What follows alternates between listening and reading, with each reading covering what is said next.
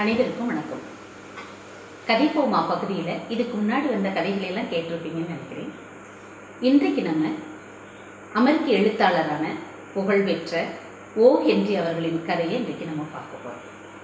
ஓ ஹென்ரியோட உண்மையான பெயர் William Sydney Porter. இவர் ஏறத்தாழ 150 வருஷத்துக்கு முன்னாடி பிறந்திருக்கார். அதாவது 1862 வருஷம் செப்டம்பர் 11 பிறந்திருக்கார். இவரோட வாழ்க்கையோட பெரும் பகுதி தோல்வி நிறைந்ததாகவே இருந்திருக்கு. அதுக்கு பின்னாடி என்ன பண்ணியிருக்காரு, ஓ ஹென்ரிங்கிற பேரில் புனைப்பெயர், அதாவது பெண் நேமில் கதைகள் எழுத ஆரம்பிச்சிருக்காரு, சிறுகதைகள். அந்த சிறுகதைகள் எல்லாம் ரொம்ப நல்லா இருந்ததுனால ரொம்ப பாப்புலர் ஆகிட்டாரு. அதனால நிறைய பணம் வர ஆரம்பிச்சது, பணக்காரர் ஆகிட்டார். இந்த கதைகளை இவ்வளோ பாப்புலர் ஆகிறதுக்கு என்ன காரணம்னாக்கும், அந்த கதைகள் எல்லாமே நிறைய கதைகள் நகைச்சுவையுடையதாக இருந்திருக்கு. ஒரு சில கதைகள் மனசை டச் பண்ணுற மாதிரி உருக்கக்கூடிய கதைகளாக இருந்திருக்கு. ஆனால் பெரும்பாலான கதைகள் எல்லாமே கடைசியில் ட்விஸ்ட் அட் தி எண்டுன்னு சொல்லுவாங்க. அதாவது கடைசியில் ஒரு சின்ன திருப்பம் இருக்கும், எதிர்பாராத திருப்பம் இருக்கும். இந்த மாதிரி அவருடைய கதைகள் இருந்ததுனால மக்களுக்கெல்லாம் ரொம்ப பிடிச்சிருந்திருக்கு. அதனால் அவருடைய நிறைய கதைகள் எழுதினார், ரொம்ப பெரிய பணக்காரர் ஆனார். அதன் பின்னாடி 1910 வருஷம் தன்னுடைய 48வது வயசில் அவர் இறந்து போனார்.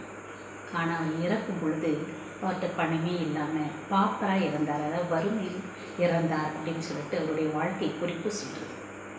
அவர் இறந்த பின்னாடி ஓ ஹென்றி பிரைஸ் அப்படின்னு சொல்லிட்டு ஒரு அவார்டை உருவாக்கியிருக்காங்க. அந்த அவார்டு இதுவரை அமெரிக்காவில் உள்ள மிகச்சிறந்த கௌரவ அவார்டாக இப்போ வரைக்கும் கருதப்படுது. அப்படிப்பட்ட புகழ்பெற்ற சிறந்த எழுத்தாளரான ஓ ஹென்ரியோட ஷார்ட் ஸ்டோரி தான் இன்றைக்கு பார்க்க போகிறோம். தலைப்பு த லாஸ்ட் லீஃப் அப்படின்னு சொல்றது, அந்த கடைசி இலை. பார்ப்போமா கதை. மேற்கு வாஷிங்டன் ஸ்கொயர் அப்படிங்கிற பெரிய மாகாணத்தில் ஒரு சின்ன டிஸ்ட்ரிக்ட். அந்த சின்ன டிஸ்ட்ரிக்டில் பார்த்தீங்கன்னா தெருக்கள் எல்லாமே கோடல் மணலாக இருக்கும். எதுவுமே ஒரு ஒழுங்காகவே இருக்காது. சந்து ஒரு 2 வீடு போடணும், ஒரு சந்து, குறுக்கு சந்து, இது போல் இருக்கும். இந்த மாதிரி சந்துகள் பொந்துகள் நிறைந்த பகுதி. அதெல்லாம் சேர்ந்து இது ஒரு ஈஸ்டர்ன் சைடில், eastern part of the Washington ஸ்கொயரில் இருக்கக்கூடிய ஒரு பகுதி. அந்த பகுதிக்கு பேர் கிரீன்விச் வில்லேஜ் அப்படின்னு சொல்கிறாங்க. இங்கே வீடுகள் எல்லாம் பார்த்திங்கன்னா முக்கோண வடிவத்தில் மேலே அப்படி இருக்கும், இது மாதிரி இருக்கும். அப்புறம் பார்த்திங்கன்னா அங்கே உள்ள விண்டோஸ்லாம், ஜன்னல்லாம் நல்லா காற்றோட்டமும் நல்ல வெளிச்சமும் உள்ளதாக இருக்கும். அட்டிக்ஸ்லாம் நல்ல டச் அட்டிக்ஸாக இருக்கும். இதை விட முக்கியமான விஷயம் என்னென்னா, அங்கே ரெண்ட் ரொம்ப கம்மி, வாடகை ரொம்ப கம்மியாக இருக்குது. அதனால் மக்கள் எல்லாம் நிறைய பேர் யங் ஆர்டிஸ்ட் அவங்கெல்லாம் என்ன செய்வாங்க, இந்த இடத்தை நோக்கி படையெடுத்து வர்றாங்க. எந்த பகுதியில் தான் நம்முடைய கதையில் வரக்கூடிய 2 கதாபாத்திரங்கள் வசிக்கிறாங்க. அவங்க ஒரு 3 ஸ்டோரி பில்டிங் எடுத்து அந்த 3rd ஃப்ளோரில் அவங்க 2 பேரும் வசிக்கிறாங்க. ஒருத்தருடைய பேர் சு, இன்னொருத்தரோட பேர் ஜோய்னா. ஆனால் அவங்கள நம்ம கூப்பிடுறது ஜான்சின்னு கூப்பிடுறோம். 2 பேருமே ஆர்டிஸ்ட். சு மெயின் அப்படிங்கிற இடத்துலேருந்து வந்திருக்காங்க, ஜான்சி கலிஃபோர்னியாவிலேருந்து வந்திருக்காங்க. 2 பேரும் ஒரு ஹோட்டலில் மீட் பண்ணியிருக்காங்க. மீட் பண்ணி பேசிகிட்டு இருக்கும்போது தான் 2 பேரோட டேஸ்ட்டும் ஒரே மாதிரி இருக்குது அப்படிங்கிறது புரிஞ்சுக்கிட்டாங்க. எப்படின்னா, ஆர்ட்டில், கலையில் ஒரே மாதிரி இருக்குது, உங்களுடைய சாப்பாடு டேஸ்ட்டும் ஒரே மாதிரி இருக்குது, உங்களோட ட்ரெஸ்ஸிங் சென்ஸும் ஒரே மாதிரி இருக்குது. அதனால் 2 பேரும் ஒன்றா சேர்ந்து இந்த ஸ்டூடியோ ஃப்ளாட்டில் மேலே 3 ஸ்டோரி அந்த 3rd ஃப்ளோரில் 2 பேரும் ஒன்றா கூடியிருக்காங்க. அவங்க 2 பேரும் ஆர்டிஸ்ட்டுங்கிறதுனால படம் வரைஞ்சி கொடுத்து அதில் கிடைக்கக்கூடிய படத்தில் 2 பேரும் சந்தோஷமாக அந்த பகுதியில் வாழ்ந்துட்டு இருக்காங்க. இப்படி இருக்கும் பொழுது இது அவங்க மீட் பண்ணது மே மாதம் மீட் பண்ணியிருக்காங்க. இப்போ நவம்பர் மாதம் ஆகிடுச்சு. நவம்பர் மாதத்தில் திடீர்னு ஒரு அந்நியன் அந்த பகுதிக்கு வர்றான் அப்படின்னு ஓ ஹென்றி சொல்கிறார். அதாவது அன்சீன் ஸ்டேஞ்சர், அதாவது கண்ணுக்கு தெரியாத ஒரு அந்நியன். அவன் இங்கேயும் அங்கேயும் ஒருத்தராக பிடிக்கிறான் தன்னோட ஓரக்கரங்களால், அதாவது செங்கரங்களால் பிடிச்சி ஒவ்வொருத்தரையாக கஷ்டப்படுத்திட்டே கடைசியில் நம்ம சூவன் ஜான்சி இருக்கக்கூடிய இடத்துக்கும் சேர்ந்துட்டான். இங்கேயும் இங்கேயும் ஒருத்தரையாக பிடிக்கிறான். அவனுடைய பேரை டாக்டர்ஸ் என்ன சொல்கிறாங்கன்னா மிஸ்டர் நிமோனியா அப்படின்னு சொல்கிறாங்க. மிஸ்டர் நிமோனியான்னு சொன்னோடனே நல்லவே நினச்சிக்க கூடாது. நீங்கள் நல்லவங்களா இருந்தால் மற்றவங்கள ஹர்ட் பண்ணுவாங்களா, கஷ்டப்படுத்துவாங்களா? இவன் ரொம்ப மோசமானவன். அதனால தான் நம்ம ஜான்சியை பீடிச்சிட்டான், ஜான்சியை பிடிச்சிக்கிட்டான். இந்த நிமோனியா யாருன்னா, இது ஒரு பயங்கரமான ஒரு சிக்னஸ். அந்த சமயத்தில் இது பயங்கரமாக பரவிட்டு இருந்தது. இப்போ எப்படி கொரோனா இருக்கு இல்லையா, அது போல தான் அந்த நிமோனியாவும் பயங்கர ஃபீவர் வரும். அப்புறம் பார்த்திங்கன்னா ரொம்ப இருமல் வரும், மூச்சு விடுறதுக்கு முடியாமல் கஷ்டமாக இருக்கும். இந்த மாதிரி ஒரு நோய் ஜான்சிக்கு வந்துருச்சு. சூக்கு ரொம்ப கஷ்டமாக இருக்குது. ஜான்சி வந்து ஒரு டாக்டர் வந்து செக் பண்ணுறாரு. செக் பண்ணிவிட்டு மெதுவாக இவங்க மட்டும் சூவை மட்டும் வெளியில் கூப்பிட்டு அவங்கள்ட்ட சொல்கிறாரு, கஷ்டம், 1 in 10 சான்ஸ், அதாவது 10ல் ஒரு 1 சான்ஸ் இருக்கா, 10% தான் வந்து குணப்படுத்த முடியும். அதோட முக்கியமான விஷயம் என்னன்னாக்கோ, இவங்களுக்கு வாழணும் அப்படிங்கிற எண்ணமே இல்லை அந்த பொண்ணுக்கு. அந்த பொண்ணு வந்து கல்லறையை நோக்கி போய்கிட்டு இருக்காங்க, மைண்ட் செட் பண்ணிட்டாங்க. இந்த மாதிரி இருக்கிறவங்களேருந்து இருக்க மாதிரி பேஷண்ட்ஸ்லாம் என்னால் காப்பாற்றுறது ரொம்ப கஷ்டம். அந்த மாதிரி சமயத்தில் என்னுடைய மருந்தோட க்யூரிட்டி பாஸில் 50% நான் குறைச்சிக்கிறேன் அப்படின்னு அவர் சொல்கிறார். அதாவது என்னால் குணப்படுத்த முடியாது, எப்போ வந்து அவங்க மனசில் நம்ம குணமாயிருவோம்னு நினைக்கிறாங்களோ அப்போ தான் என்னால் காப்பாற்ற முடியும். இந்த மாதிரி இருக்கிறவங்கள சுகப்படுத்துறது ரொம்ப கஷ்டம் அப்படின்னு சொல்கிறாங்க. சொல்லிவிட்டு அவர் கேட்பார், அந்த தெர்மாமீட்டர் இது பண்ணிக்கிட்டே குளிக்கிட்டு கேட்பார், ஆமாம் இந்த பொண்ணு வேறு ஏதாவது மனசில் இருக்கா, யாரும் மனசில் யோசித்துட்டு இருக்காங்களா அப்படின்னு சொல்லிட்டு உடனே இந்த பொண்ணு டக்குன்னு யோசித்து சொல்லுவாங்க, ஆமாம்மா எதைக்காவது ஒரு நாள் இட்டாலி போய் அங்கே வந்து பே ஆஃப் நேபிள்ஸை, அந்த ஒரு ரம்மியமான அழகான இடத்தை தன்னோட கைகளால் பெயிண்ட் பண்ணணும், வரையணுங்கிறது அவருடைய நீண்டகால கனவு அப்படின்னு சொல்கிறாங்க. என்னது பெயிண்டிங்கா, முகத்தை ஒரு மாதிரி வச்சுட்டு சொல்லு, பெயிண்டிங்கா, சே இல்லை வேறு ஏதாவது ஒரு முறைக்கு 2 முறை மனசுலேயே யோசிச்சுட்டு இருக்க மாதிரி, திரும்ப நினைக்கிற மாதிரி யாராவது ஒரு ஆண், யாராவது ஒரு பையன் இங்கே ஏதாவது மனசில் இருக்காங்களா அப்படின்னு சொல்லிட்டு கேட்பார். சீச்சி இப்போ இவங்க முகத்தை கோடலாம் வச்சுட்டு சொன்னாங்க, சீச்சி பையனாங்க அந்த மாதிரிலாம் எதுவுமே கிடையாது, அப்படியெல்லாம் இல்லவே இல்லை அப்படின்னு சொல்லிட்டு மறுக்கிறாங்க. அப்போ உடனே டாக்டர் சொல்கிறாரோ அப்படின்னா இது வீக்னஸ் தான், அந்த நோயோட கடுமை தான் அப்படி இருக்குது, அதனால தான் அந்த பொண்ணு அப்படி இருக்காங்க. எதுவாக இருந்தாலும் பரவாயில்ல, சயின்ஸில் என்னென்ன பண்ண முடியுமோ அதெல்லாம் நான் பண்ணுறேன், நீங்கள் என்ன பண்ணலாம், அவங்கள்ட்ட வேணால் கொஞ்சம் பாசிட்டிவாக பேசி பாருங்கள், வின்டரில் என்ன மாதிரி ட்ரெஸ் எடுப்போம், என்ன பண்ணுவோம்னு சொல்லி ஃப்யூச்சர் பற்றி பேசி பாருங்கள். அவங்களுக்கு ஒரு பிடிப்பு வந்துச்சுன்னா நான் வேணால் 5 in 1 சான்ஸ்ன்னு சொல்லுவேன், அதாவது 20% சான்ஸ் இருக்குன்னு சொல்ல முடியும். அப்படின்னா தான் அவங்களுக்கு வில் பவர் இருந்தால் தான் அவங்கள காப்பாற்ற முடியும் அப்படின்னு சொல்லிட்டு டாக்டர் போயிட்டார். இது வந்து சூவால் தாங்கிக்கவே முடியலை, நம்மளுடைய நல்ல க்ளோஸ் ஃப்ரெண்ட்ஸு. இப்படி அவர் சொல்லிட்டு போனது வேதனை அவங்களால தாங்க முடியாமல் என்ன பண்ணுறாங்க, ரூம்குள்ளே போய் அழறாங்க. அது எப்படி என்று சொல்லியிருப்பாருன்னா, அது ஃப்ரெஞ்சு இது ஜாப்பனீஸ் நாப்கின்னு அப்படியே நனைஞ்சு போகிற அளவுக்கு, அப்படியே புழிஞ்சா தண்ணி வரக்கூடிய அளவுக்கு அழுதாங்க. அதாவது அவ்வளோ வேதனைப்பட்டிருக்காங்கன்றத சொல்கிறாரு. அழுது முடிச்சுட்டு என்ன பண்ணாங்க, முகத்தையெல்லாம் தொடச்சிக்கிட்டு நல்ல பிள்ளை மாதிரி நம்ம ஜான்சி படுத்திருக்காங்கல்ல அந்த ரூம்குள்ளார மெதுவாக வராங்க. வரும் பொழுதே அவங்க வந்து படம் வரைகிறது தானே, ஆர்டிஸ்ட்டு தானே, பெயிண்டிங் மெட்டீரியல், அந்த பென்னு, இங்கு, போர்டு எல்லாத்தையும் எடுத்துகிட்டு இந்த ரூம்குள்ளே நுழையிறாங்க. நுழையும் பொழுதே சும்மா சந்தோஷமாக இருக்கிற மாதிரி காட்டிக்கிறதுக்காக வேண்டி அப்போள்ள ராக்டைன் சாங் ஒரு பாட்டை வந்து விசில் அடிச்சுட்டேலும் உள்ளே நுழைகிறாங்க.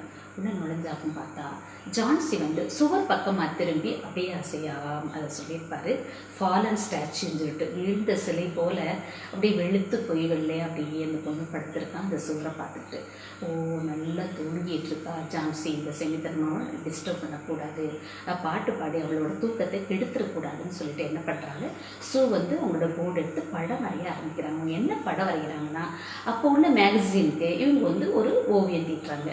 வழக்கமாகவே இந்த மாதிரி எங்கள் ஆர்டிஸ்ட்லாம் என்ன பண்ணுவாங்கன்னா, சின்ன இது மாதிரி பத்திரிகைகளுக்கு கொஞ்சம் கொஞ்சமாக படம் வரைஞ்சி தான் அவங்க வந்து ஃபேமஸ் ஆக முடியும். அதுபோல் இவங்களும் இப்போ வரைஞ்சிட்ருக்காங்க ஒரு இது மேகசினுக்காக. வரைஞ்சிட்டு இருக்கும் பொழுதே பார்த்தா திடீர்னு ஒரு சவுண்டு. அந்த சவுண்டு என்னென்னா நிறைய மெதுவாக தாழ்வான சவுண்டில் லோ வாய்ஸில் கேட்குது, ஆனால் ரிப்பீட்டடாக கேட்டுக்கிட்டே இருக்குது. என்னடா எதுவும் சத்தம் கேட்குதே அப்படின்னு சொல்லிட்டு என்ன பண்ணுறாங்க, நல்லா கவனிச்சா ஜான்சிட்டேருந்து தான் அந்த சத்தம் வருது.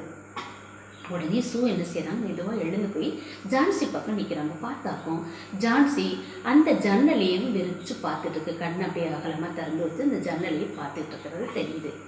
என்னடா அப்படின்னு ஜான்சி என்ன பண்ணிகிட்டு இருக்க அப்படின்னு சொல்லிட்டு கேட்பாங்க. அதுக்கு அந்த பொண்ணு ஒன்றுமே பதில் சொல்ல மாட்டாங்க. பதில் சொல்ல என்ன பண்ணுவாங்க, அங்கே அப்படியே வெறிச்சு பார்த்துக்கிட்டு 12, 11, 10, 9, 8, 7 அப்படின்னு வேகமாக கடவுள் இப்போ சொல்லிகிட்டு இருக்காங்க. சொல்லிகிட்டு இருந்த உடனே இவங்களுக்கு ஒன்றுமே புரியல, என்னத்தை அங்கே போய் என்ன முடியும், என்ன பண்ணுறா அப்படின்னு சொல்லிட்டு இவங்களும் இந்த ஜன்னலில் நல்லா பார்க்குறாங்க. பார்த்தா ஜன்னலில் ஒரு 20 hours வரைக்கும் ஒன்றுமே கிடையாது, ஒரே ஒரு பிரிக் ஹவுஸ் தான் அதுக்கு அடுத்து இருக்குது. அந்த ஹவுஸ்லையும் பார்த்தீங்கன்னாக்கும் பக்கவாட்டு சுவர் தான் இருக்குது, ஜன்னல் கூட கிடையாது. அங்கே போய் என்னத்தை பார்க்குறா, அங்கே ஒரே ஒரு ஐபி வைன் மட்டும்தான் இருக்குது. ஐபி வைன், போஸ்டன் ஐபி வைன்னு சொல்கிறாங்க. வந்து நம்மளோட பாகற்கொடி இல்லை திராட்சை கொடி அந்த மாதிரி கொடி, அந்த கொடி அழகாக நல்லா அழகாக படர்ந்துருக்கு, சுவரில் படர்ந்து வந்திருக்கு. அந்த கொடியும் கூட பார்த்தீங்கன்னா காஞ்சு போயிடுச்சு, வேரெல்லாம் காஞ்சு போயிருக்கு, இலையெல்லாம் உதிர்ந்து போயிருக்கு, ஏதோ கொஞ்சம் இலைகள் தான் ஒட்டிகிட்டு இருக்காங்க. அது போய் என்ன பார்க்குறா, எதை கவுண்ட் பண்ணுறான்னு ஒன்றுமே புரியல. திரும்ப கேட்பாங்க, ஜான்சி என்ன பண்ணிட்டு இருக்க, எதை கவுண்ட் பண்ணுற அப்படின்னு சொல்லிட்டு கேட்பாங்க. கேட்டோடனே லீவ்ஸ், ஐவி லீவ்ஸ், அந்த இலைகளை நான் கவுண்ட் பண்ணுறேன், லாஸ்ட் லீஃப் கீழே விழும்போது நானும் போயிடுவேன் அப்படின்னு ஜான்சி சொல்லுவாள்.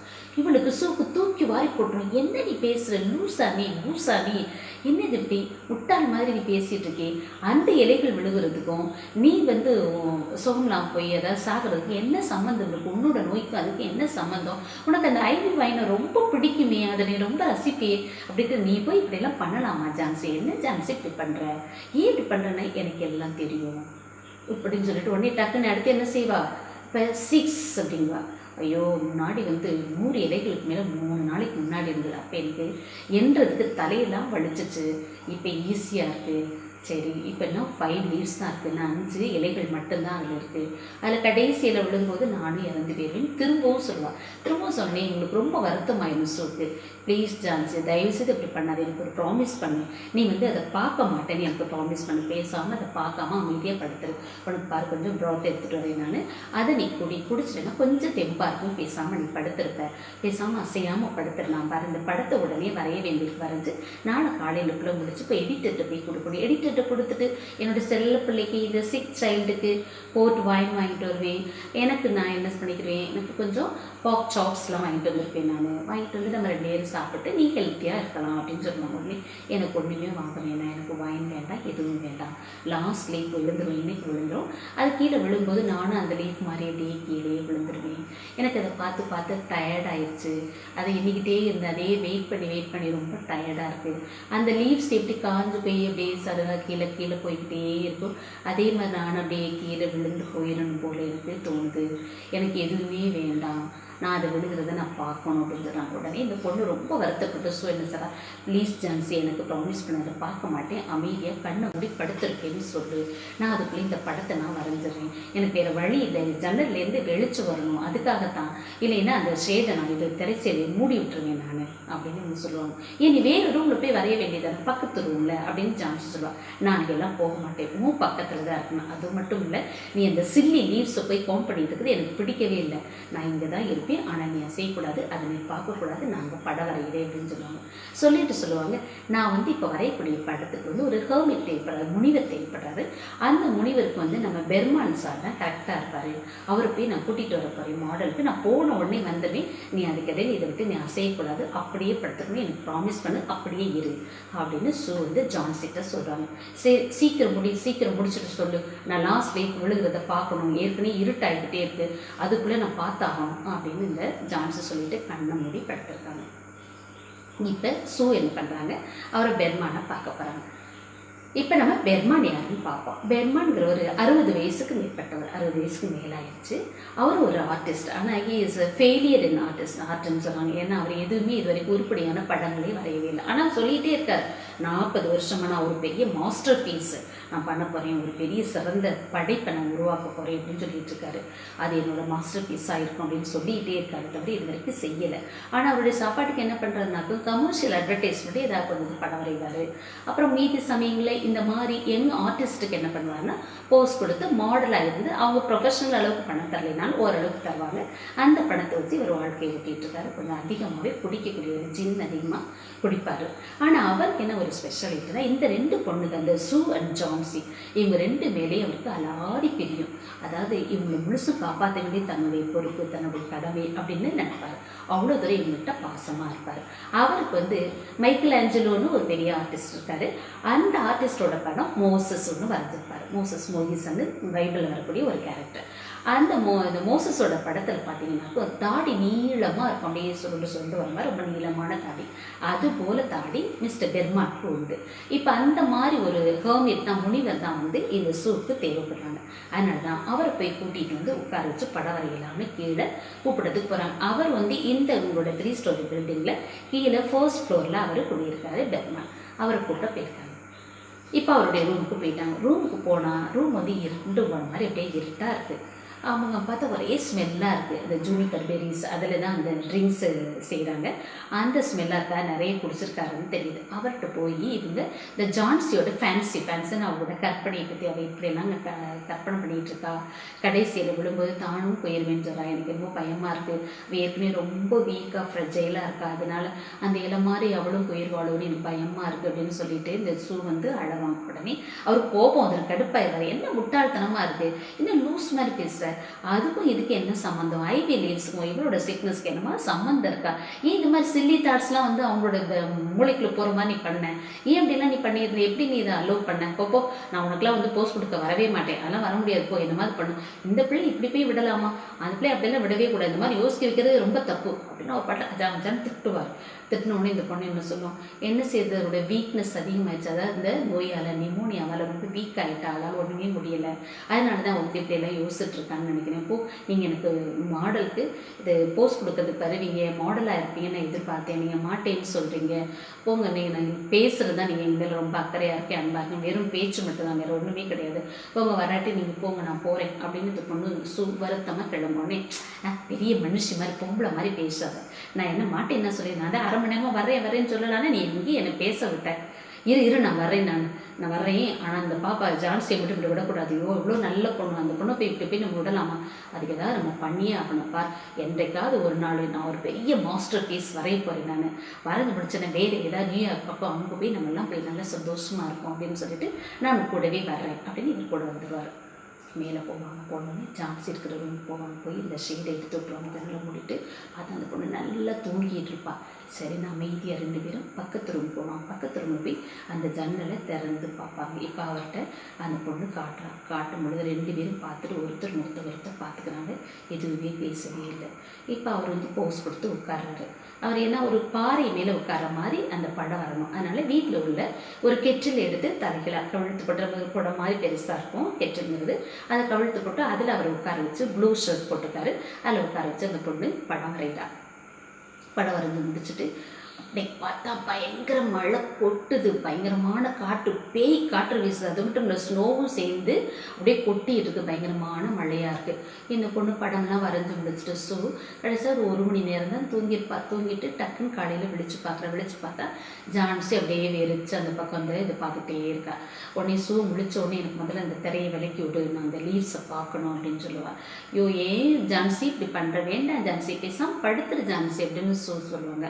உடனே எல்லாம் முடியாது, எனக்கு கட்டாயம் திறந்து விடு, நான் இப்போ பார்த்தே ஆகணும், கட்டாயம் லாஸ்ட் லீஃப் கடைசியில் விழுந்திருக்கும், நான் அதை பார்க்கணும் அப்படின்னு சொல்லுவாங்க. உடனே இந்த பொண்ணு போய் வேண்டாம் வெறுப்பா மனசு இல்லாமல் போய் திறந்து விட்டாலும் ஒரே ஒரு லீஃப், 10 லீஃப் மட்டும் அழகாக அப்படியே இருக்கும். அதை அப்படியே ஜான்சி பார்ப்பாங்க. ஜான்சி பார்த்துட்டே இருந்து ஒன்றுமே பேசாமல் சொல்லுவாங்க, திடீர்னு நேற்று பயங்கரமான மழை காட்டாக இருந்துச்சு, இது மாதிரி ஸ்னோலாம் கொட்டின மாதிரி தெரிஞ்சு, அதுலேயே கட்டாயம் அந்த இலை எல்லாமே விழுந்திருக்கும்னு நினச்சி, ஆனால் ஒரு இலை மட்டும் இருக்கே, இன்றைக்கி எப்படியும் விழுந்துடும், அது விழுந்துட்டாக்கும் அப்படியே நானும் போயிடுவேன் அப்படின்னு சொல்லுவாங்க. அப்போ உடனே இந்த பொண்ணு ரொம்ப வருத்தப்பட்டு போய் பக்கத்துலேயே சொன்ன, சுடி நீ don't you think of me, என்னை பற்றி நீ என்னை நினைக்க மாட்டியா, நீ இல்லைன்னா நான் என்ன பண்ணுவேன், இப்படியெல்லாம் பேசாத ஜான்சி, இப்படியெல்லாம் சொல்லாத ஜான்சி, உனக்கு எல்லாம் சரியாயிரும் ஜான்சி அப்படின்னு சொல்லிட்டு வந்து ஜான்சியை பார்த்து சொல்லுவாங்க. ஆனால் அந்த பொண்ணு அதுக்கு எதுவுமே பதில் சொல்லாமல் அமைதியாக இருப்பாள். அதான் இந்த இடத்துல என்று சொல்வார், உலகத்துலேயே ரொம்ப கொடுமையான விஷயம் என்னென்னா, ஒரு மனுஷன் வந்து தான் சாக போகிறோம் அப்படின்னு நினச்சி சாக போகிற நேரத்துக்காக காத்துட்டு இருக்கிறதுக்கே அது ரொம்ப கொடுமையான தருணம் அப்படின்னு சொல்லுவார். இந்த பொண்ணுக்கு நம்ம சாக போகிறோம்னு முடிவு பண்ணிடுச்சு. அந்த பொண்ணு என்ன சொல்வாள், எனக்கு தெரியும் டாக்டர் சொன்னது 3 நாளைக்கு முன்னாடியே டாக்டர் என்ன சொன்னாருன்றதை நான் கேட்டுட்டு தான் இருந்தேன். என்ன டாக்டர் சொன்னார் அப்படின்னு இந்த பொண்ணு கேட்போம். இல்லை டாக்டர் சொன்னார் அவ்வளோதான்னு சொல்லிட்டு நான் இறந்து போயிருவேன்னு சொல்லிட்டார்ல. அப்படி அவர் எதுவுமே சொல்லவே இல்லையே. அவர் என்ன சொன்னார், சான்சஸ் இருக்குன்னு சொன்னார். நீ இப்படி கற்பனை பண்ணிட்டு இருக்கால, கிடையவே கிடையாது. டாக்டர் அப்படி சொல்ல, நீ நல்லா சாப்பிட்டு மருந்தெல்லாம் சாப்பிட்டேன்னா, ஒரு சாப்பாடெல்லாம் சாப்பிட்டேன், நீ சரியாயிருவேன் ஜான்சி அப்படின்னு இந்த பொண்ணு இவ்வளோ சொன்னோம். ஆனால் அந்த பொண்ணு அதை நம்பாது. அதுக்கு இந்த உலகத்து மேலே உள்ள பிடிப்பு, ஃப்ரெண்ட்ஷிப்பு எல்லாமே கொஞ்சம் கொஞ்சமாகவும் லூஸ் ஆகிட்டு இருக்க மாதிரியே இந்த பொண்ணு உணர்ந்து ரொம்ப வீக்காகிடுச்சு. திரும்பவும் கண்ணை மூடி படுத்திருக்கு. இப்படி படுத்திருக்க சமயத்தில் இவர் வர்றார், நம்ம டாக்டர் வர்றார். டாக்டர் வந்து அவரை அந்த பொண்ணை செக் பண்ணிட்டு பார்த்துட்டு போகிறார். போகும்போது சொல்கிறாரு, தேர் ஆர் சான்சஸ், இது கொஞ்சம் சான்ஸ் இருக்கிற மாதிரி தெரியுது அப்படின்ட்டு ஷூவை மட்டும் தனியாக கூட்டிகிட்டு போய் ஹாலில் போய் கூட்டிகிட்டு போய் சொல்கிறாரு. சொல்லிவிட்டு இன்னொரு கேஸ் வேறு கீழே இருக்குது. அதாவது அவர் பேர் கூட பெர்மான்னு சொல்கிறாங்க. அந்த பெருமானுக்கு வந்து ரொம்ப முடியாமல் இருக்குது, பயங்கர அவருக்கு நிமோனியாவாக இருக்குது, அவர் ரொம்ப வீக்காக இருக்கார், ரொம்ப வயசானவராக இருக்கிறதுனால அவரை காப்பாற்றுறது ரொம்ப கஷ்டம், இதுக்கு மேலே அவர் அங்கே வச்சுருக்கிறது கஷ்டன்றதுனால ஹாஸ்பிட்டலுக்கு கொண்டு போக போகிறோம் அப்படின்னு சொல்லிட்டு டாக்டர் சொல்கிறாரு. அப்படியான்னு கேட்டு இந்த பொண்ணுக்கு சூக்கு வருத்தமாக இருக்குது. அவரும் பேசாமல் இருக்காங்க. அப்படியே இந்த நாள் போயிடுச்சு. அடுத்த நாள் வந்துடுச்சு. அடுத்த நாள் என்ன செய்யுது இந்த பொண்ணு, போய் முதல்ல இந்த திரைச்சலையை இழுத்து விடு அப்படின்ட்டு இழுத்து விட்ட உடனே அந்த இதில் பார்க்குறாங்க. பார்த்தா எப்பவும் அந்த ஒரு லீஃப் அப்படியே இருக்குது, செய்யாமல் இருக்குது. அந்த லீஃபை பார்த்தோன்னே இந்த பொண்ணுக்கு ரொம்ப ஆச்சரியமாக போயிடுச்சு. யாருக்கு? ஜான்சிக்கு. பார்த்துக்கிட்டே இருந்துட்டு சொல்லுது. உடனே அதுக்கு ஒரு மாதிரி ஆச்சு. சுடி அப்படின்னு கூப்பிடுது. அந்த பொண்ணு பக்கத்தில் வர சொல்லிட்டு, I have been a very bad girl, நான் ரொம்ப கெட்ட பிள்ளையாக நான் இருந்திருக்கேன், நான் எவ்வளோ மோசமானதுங்கிறத காட்டுறதுக்காகவோ என்னமோ தெரியல, அந்த இலை மட்டும் ஒரே ஒரு இலை மட்டும் அங்கேயே இருக்குது, ஏதோ ஒரு சக்தி அந்த இலையை அங்கேயே இருக்க வச்சுருக்குது, நான் ரொம்ப தப்பு பண்ணிட்டேன், சாக்கணும்னு நினைக்கிறது எவ்வளோ பெரிய பாவம், it's a sin to wish to die அப்படின்னு சொல்லிட்டு அந்த பொண்ணு சொல்லும். நான் வந்து சாப்பிட நினச்சது ரொம்ப தப்பு, நான் இனிமேல் அப்படி நினைக்க மாட்டேன், கொண்டா நீ கொஞ்சம் ப்ராத் கொண்டு வா, கொஞ்சம் மில்கோட இதெல்லாம் போட்டு கொண்டு வா, போட்டு கொண்டு வா, நான் சாப்பிட்றேன். நான் இல்லை அதுக்கு முன்னாடி எனக்கு ஒரு கண்ணாடி கொண்டு வா, கண்ணாடியில் நான் என் முகத்தை பார்க்குறேன், இல்லை 2-3 பில்லோஸை சேர்த்து வை, எனக்கு நான் சப்போர்ட் பண்ணுவேன், நான் எழுந்திரிச்சு உட்காந்துட்டு நீ சமைக்கிறத நான் பார்க்குறேன் அப்படின்னு சொன்னோம். அப்படின்னு சொல்லிட்டு இப்படி பார்த்துட்டே இருக்கும்போது திடீர்னு சுடி, நான் கட்டாயம் எனக்கு ஒரு நம்பிக்கை இருக்குது, இந்த பே ஆஃப் நேபிள்ஸை நான் வரையத்தான் போகிறேன் அப்படின்னு ரொம்ப சந்தோஷமாக சொல்லி ரெண்டு பேர் இருக்காங்க. இப்படி இருக்கிற சமயத்தில் திரும்பவும் டாக்டர் வர்றாரு.